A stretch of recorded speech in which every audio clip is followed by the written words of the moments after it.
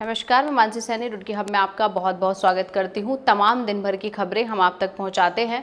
तो सबसे पहला हमारा मुद्दा रहता है, जैसे सभी को पता है कि बजट सत्र चल रहा था, लेकिन एक चीज़ सभी ने सुनी होगी कि 4 दिन की चांदनी और फिर अंधेरी रात। भाई अंधेरी रात का तो पता नहीं, लेकिन जो 4 दिन की चांदनी थी वो जा चुकी है।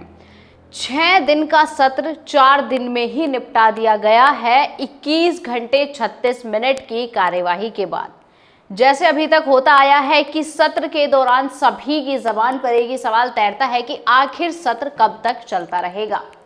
सत्र 13 मार्च को शुरू हुआ था गुरमीत सिंह के अभिभाषण पर। अब अभिभाषण पर ही विपक्ष ने इतना हल्ला काटा कि गुरमीत सिंह जी को हाथ जोड़कर कहना पड़ा कि वो अभिभाषण की आखिरी पंक्तियां सुन ले, लेकिन विपक्ष हल्ला जमकर काट रहा था। बाकी बची कुची चीजें जो है वो अध्यक्षा जी पर बुक फाड़कर और टेबल बजाकर और टेबल तोड़कर पूरी कर दी गई थी, और इसमें भी जो कमी थी वो कुछ कांग्रेस के विधायक को निलंबित करके पूरी कर दी गई थी। अब जनता पूछती है कि क्या हुआ उनके वादों का और क्या हुआ उनके सवाल का। सभी विधायक और सभी लोग जो सदन में मौजूद थे 10 बजे ही वहां से कूच कर गए थे, क्योंकि सत्र जो है वो खत्म कर दिया गया था। कांग्रेस विधायक विपक्ष जो है जमकर हल्ला काट रहा था, प्रदर्शन लेकर चीजों पर गन्ना हाथ में लिए बेरोजगारी, महंगाई सभी पर सवाल साध रहा था, निशाने साध रहा था। लेकिन आखिरी यही हुआ कि सत्र जो है 4 दिन में कार्यवाही समाप्त कर दी गई। कार्यवाही समाप्त करते हुए रितु खंडूरी जी ने सभी को धन्यवाद दिया, लेकिन अब समझ में नहीं आ रहा है, जनता एक तरफ कह भी रही है कि अब किस चीज का धन्यवाद दिया जा रहा है, जबकि कुछ विधायकों ने इतनी बदतमीजी की कि वहां से अध्यक्ष को जाना पड़ा। और दूसरी खबर आपको बता देते हैं, ये अपने शहर रुड़की की है, जिस पर यूजर चार्ज को लेकर जो नगर निगम है वो लगातार ट्रोल किया जा रहा है। विपक्षी पार्षद कहते हैं कि ये भाजपा है, अपनी मनमानी कर रही है, चार्ज नहीं देना है, और पक्ष के पार्षद कहते हैं कि मेयर मनमानी कर रहे हैं। अब जनता बीच में अटकी हुई है। जनता का सवाल ये है कि क्या कूड़ा उठाने के लिए भी उन्हें चार्ज देना पड़ेगा। अब देखना होगा कि महापौर जो है इस पर क्या कहते हैं। मामला लगातार ट्रोल किया जा रहा है। दूसरा मामला ये है कि जहां पर हाईवे पर ऋषभ पंत का एक्सीडेंट हुआ था, वहीं पर लगातार एक्सीडेंट होने की खबरें सामने आ रही हैं। अब जब लगातार खबरें चलती रहती हैं तो लोगों के बहुत से सवाल और बहुत से जो रूमर्स होते हैं वो फैल जाते हैं कि क्यों जब ऋषभ पंत का वहां पर एक्सीडेंट हो गया था तो क्यों उन चीज़ों पर कार्यवाही नहीं की गई, क्यों उन चीज़ों को मद्देनजर नहीं रखा गया।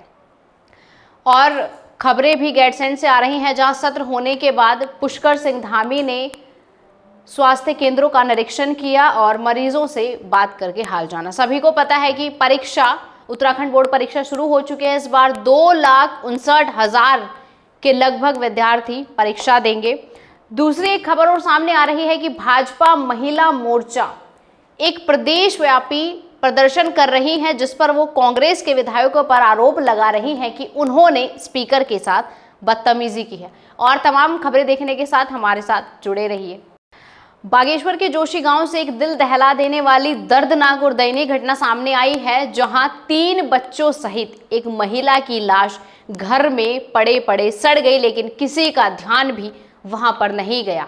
घर का दरवाजा खोलते ही बदबू से छटपटा रहे थे लोग। जांच पड़ताल करने के बाद पता चला कि लाशें जो है होली के आसपास की हैं और वो जैसी की तैसी ही घर में पड़ी सड़ रही थी। अब समझ में नहीं आता कि क्राइम जो है वो किस हद तक बढ़ गया है कि कोई घर में आके, जिसमें 3 बच्चे, एक लड़की है और 2 लड़के हैं, और सबसे छोटा बच्चा 5 या 6 महीने का बताया जा रहा है, जिसके रोने की आवाज गांव वालों ने सुनी थी, लेकिन ज्यादा ध्यान ना देते हुए उन्होंने उसको नजरअंदाज कर दिया। अब देखना होगा कि पुलिस इस क्राइम को कहां तक रोकती है कि 3 बच्चों सहित एक महिला की लाश लगातार इतने दिन से घर में पड़ी सड़ रही थी। दूसरी एक और खबर हम आपको बता देते हैं कि पेपर लीक मामले में पूर्व भाजपा मंडल अध्यक्ष का जो भाई है वो गिरफ्तार हो चुका है, और लगातार कार्यवाही और लगातार सवाल जो है पूछे जा रहे हैं। अब इस चीज में और क्या बदलाव होने वाला है वो भी हम आप तक पहुंचाएंगे।